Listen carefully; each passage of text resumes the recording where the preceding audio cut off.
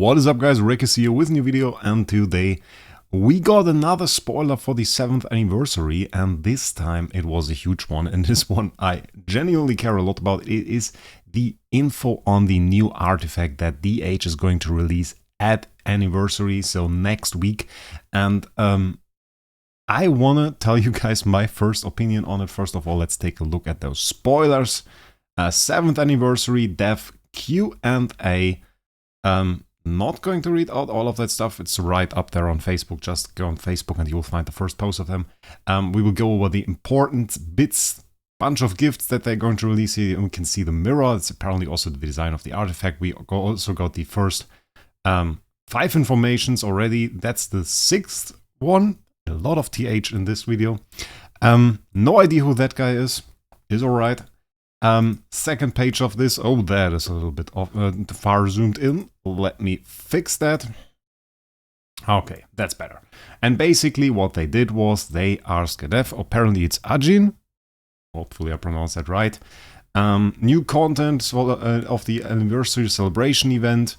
This year we have new hero Natalia and the boss Fenrir. Fenrir, by the way, I saw that some people thought that was like a world boss event. I still think, honestly, that it might just be the anniversary event, and they put some resource in some pack that you can click on the boss and then click fight, and you will find fight it. Not sure it will really be a world boss, which would be cool. I would love to see a world boss. Develop some crazy teams, some stuff like that, and fight it with that. That would be really huge. But we will see what will happen here. We already know about this. Lutz is like, Ajin trying to educate Lutz about all of the new stuff, and he's like, you already know about this. Tell me something new. That's actually kind of funny. Zolgzi, Shining Memories, other gifts, 700 draws, which is huge. We get 700 heroic scores. That's nice. New hero Natalie look quite fine. I didn't really make a video. I don't really like making videos about normal heroes, but she looked quite nice, and she looked like a light support hero, which we not yet have, and she should make light as a whole lot easier once her Transcendence form is released. Normal base version is probably going to be bad once again. So here we have it, the new artifact. Let's call it, it's Illusive Mirror. Let's just call it Mirror for now. And we got some info about that. We got the Pink 3 data, which probably means the Splendid version of the artifact. And as you can see, it is a little bit of a difficult artifact, and an artifact people, well, did not really expect. For myself, I had no idea what they were going to do, and was not really sure what I would expect or even wish for. We certainly noticed that CC teams weren't really in the meta, and I was guessing that they might just do something about that, which they ended up doing. This is a CC artifact. This is an artifact that is quite indeed very insane. Let's just read the text for now. It grants 25% HP. Always take that. 75 speed, which is huge. 50 energy. So it's an energy speed artifact, which is the first of that kind that we get. And those are the main stats that you really want for like CC heroes. You want speed, you want energy, and a little bit of HP never hurts, is never wrong. So we definitely take that as well. Then we have the real Splendid effect, Secret Realm of Illusions. At the end of each round, restores all allies 15 energy. That's our first effect. At the beginning of the battle and after every 3 rounds, increases all allies all damage dealt by 6%, and these effects will decrease by 2% each round. Meanwhile, offsets the target's 9% of control immunity, and these effects will decrease by 3% each round. The 2 effects will be doubled to heroes equipped with Illusive Mirror. So, first up, one information. We have different pictures for this effect. We have 2 versions of this effect, and they mainly differ in 2 points. First of all, the other version that we saw is, and after every 6 rounds, increases all allies all damage dealt by 9%. So 6 rounds instead of those 3 that we see here, and then we get 9% all damage dealt. This version with the 6 rounds is of course much weaker for most teams than 3 rounds. 3 rounds will make sure that you keep up any form of buff from this artifact, while after the 3rd round, of course, this artifact will no longer provide you any all damage dealt or control immunity offset. And this is of course a lot, well, it's definitely worse to have no buffs at all than to have a lower buff all the time. And especially in that case, we would have like 3 rounds without any buff from this artifact if those 6 round version releases. Then again, on round 1, 2, 3, this would be a lot stronger with the 9% all damage dealt. So let's first take a look at it. Some common misconception I've already seen is that people compare it with the Demon Bell. That is only true in the way that this also restores energy. Restores all allies 15 energy.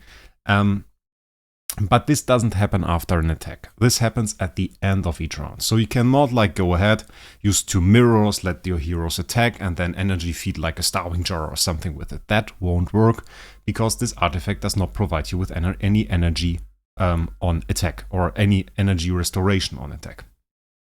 Then we have one more difference that we kind of have to test a little bit. We are not entirely sure yet how that will work out. This artifact often says all allies. In some situations in the game, all allies includes the hero that has the effect, and the effect in that case, or the artifact equipped. Demon Bell, for example, feeds your own hero as well. The hero that is carrying the Demon Bell as well. We have to see if that is the case for the mirror as well, if this will feed the hero that is carrying the mirror. If this will provide those effects, the all damage dealt and the CI offset for the hero that is carrying the mirror as well. That is something we will have to see. So there's a little bit of an insecurity here, or it's not quite certain yet how that will really work out. That will require some more testing. Testing that I will first release to the members only section, by the way. So if you are not a member for this channel yet, then you will probably have to wait like at least 2 weeks for it. Then we have the all damage dealt, and this is a huge all damage dealt buff. On the first side you see 6%. Doesn't seem too insane. What you have to consider though, it buffs allies. Meaning if you run like a full team of heroes with this artifact, then you will get buffs from 5 allies in the case that it also self-buffs the hero that is carrying it, even 6 times this buff, meaning between 30 and 36% all damage dealt, depending on the way this works. And also, this will be doubled for heroes that carry Illusive Mirrors, bringing it up to 60 to 72% all damage dealt. And that is more than even a harp provides you with. Then again, I already had a discussion. There is a possible combination of this artifact with harp. In that you run 5 heroes with a mirror, and then the 6th one has a harp equipped, bringing him up to 80% all damage dealt, which is absolutely insane. 80% all damage dealt round 1 will definitely make quick work of every enemy that is in front of you. That is probably the highest damage we can inflict with those heroes. Making it kind of interesting for other game modes as well, because we have energy restoration at the end of the round, so might be a little bit of problem. We have to see if that is SE viable. Will require some testing, but if you can put that in a team and if you can run that in like Star Expedition, well, you have a bunch of extra all damage dealt, so that's kind of huge. And then we have the control immunity offset, and that is something that I'm mainly looking at for PvP, but also for PvE, let's be real. Those enemies in like Void Campaign and stuff, they have control immunity as well. They have a ton of control immunity. Oftentimes they have like 90% or something. So it can really be quite a lot that they have there. One thing that isn't quite clear here, I think, it says offsets the target's 9% of control immunity. Well, what does targets mean? Is it like the entire enemy team? If it is, then this is great. Is it like which target is it in the end? I mean, it isn't like your own control immunity. That is probably for sure. And I think it will just grant you CI offset, which is a stat on your own hero. If it offsets the target's control immunity though, so the enemy's control immunity, then this would actually be like an attribute reduction that could be purified. So this is a little bit, well, something that we will have to check out as well. For the sake of this video though, we will assume it just grants you control immunity offset.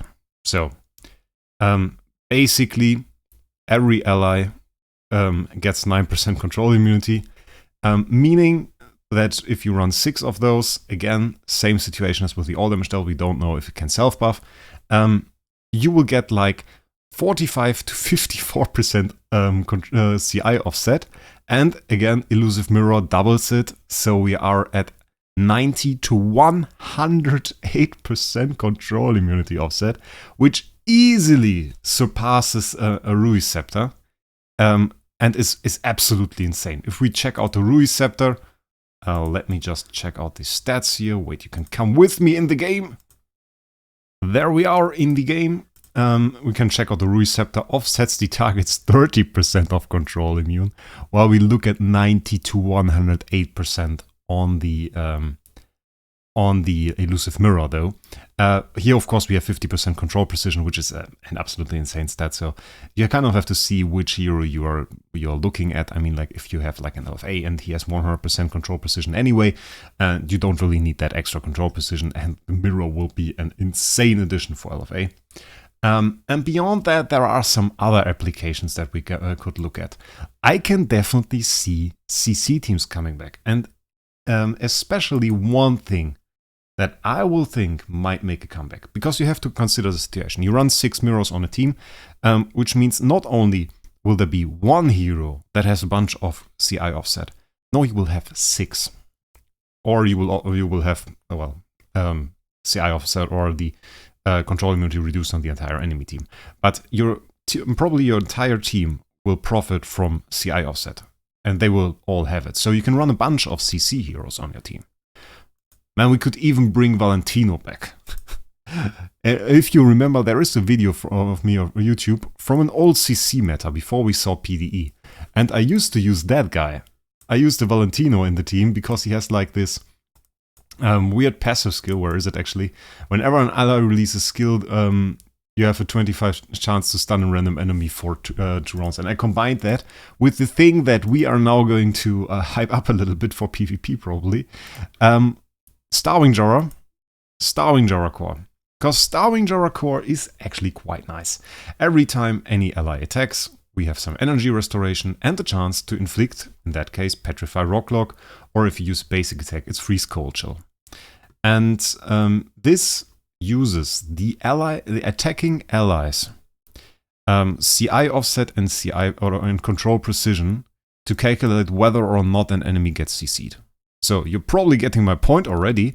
If you use mirrors on your team, and all of those guys have 90 to 108% control immunity offset, well, suddenly we're looking at a very insane chance to CC an enemy that maybe not even PDE can counter. So you might be able to build a CC team now that has a bunch of all damage dealt, that has a bunch of speed, a bunch of energy restoration, with that and the 15 for every single ally, for every single mirror on the team. And you can CC them with the core. Of course, then again, I mean, you can like upgrade it and you get 30%, so 30% is not that high. We don't have control precision, so even if the enemy has no control immunity at all, and we put it to 0, then it's a 30% chance. We can get that a little bit higher though, with a higher CI offset, but still, the chance overall is quite decent that you'll get like 3-4 CCs from your 6 heroes attacking. And you have to remember, a lot of heroes right now, a lot of people right now, they run teams like the team I run, for example. Let's take a look at that. It's just now, by the way, a little bit weaker than usual, because I'm preparing for Forest as well.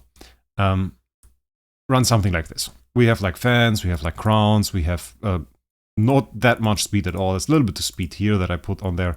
I think that is speed stone, but I think the fastest hero here is like this DTV, and he has like 2,500 speed. And I mean, if we were to run speed artifacts combined with speed enabled speed focused teams, and you have to remember, new artifact is 75 speed. That A and B only 70, so we are faster than an A and B even here. How are we faster than Rui? I quite don't remember the. It's the same as Receptor. So we are speed tied with Receptor. We are faster than A and B. We have energy. We have CI offset. We have all damage dealt, which on a CC team, I mean, you don't even really consider, but like you will have all damage dealt as well, and an abundance of that. So we can also deal a lot of damage. And then I can see teams where you run like the Starwing Jarer. You can even run a PDE. PDE, often forgotten, but she has CC. She actually has CC. Where is it? Fear Abyssal Gaze. There it is. Reduces the energy, 75% chance to inflict Fear Abyssal Gaze on them for 2 rounds. So she can inflict the same CC that LFA has. And of course, LFA, that's our next contender for a team if we were to run that. I don't really have upgrades, so let's check him out in the hero list. LFA, we have energy, so we attack with an active skill. Active skill, 1200% attack damage. You know he's doing a whole lot of damage with his active skill. In situation like this for a whale probably like me, you can run multiple damage dealers. You can run a big Starving Jarer, you can run a lot of Fear Aspen, you can probably even run a big PDE, maybe even a 4th hero. And then you have this enormous damage dealer, a lot of Fear Aspen. Get the sublimation, you CC the entire back row with his CC because you have 100% CI offset, and he has a 100% chance to inflict Fear Abyssal Gaze, as far as I know, yeah. And then we even have like whenever an enemy dies, 100% chance to inflict Fear Abyssal Gaze on all enemies, so we can CC like the entire enemy team with Fear Abyssal Gaze, and it's basically guaranteed on kill. On round 1, that should basically be a guarantee that you CC every single enemy. That's a pretty high chance. And then we also have Starving Jarer and so on and so on. We get CC from PDE, we get CC from LFA, we get CC from Starving Jarer while running energy artifacts and even Rui. And then we have energy recovery, and you can combine that with a lot of stuff. You can even go in there, get like a Fairy Queen Vessel going, and then you have her CC. She also has CC. She has Silence Gag Order. Whenever an ally dies, you can buff that even more. Get like the duration buff from the sublimations, and you have even more CC if you want that. You can even go in there and get like an LDA to trigger the Fairy Queen Vessa CC and let him kill some stuff off, get some easy kills like that. Or invest more into survivability, get yourself like an HHA. I don't think he has any... Oh, he has stun. He has stun.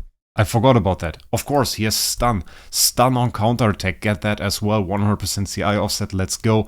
Easy stuns on the enemy. So combine all that, and I think you have a pretty meta CC team.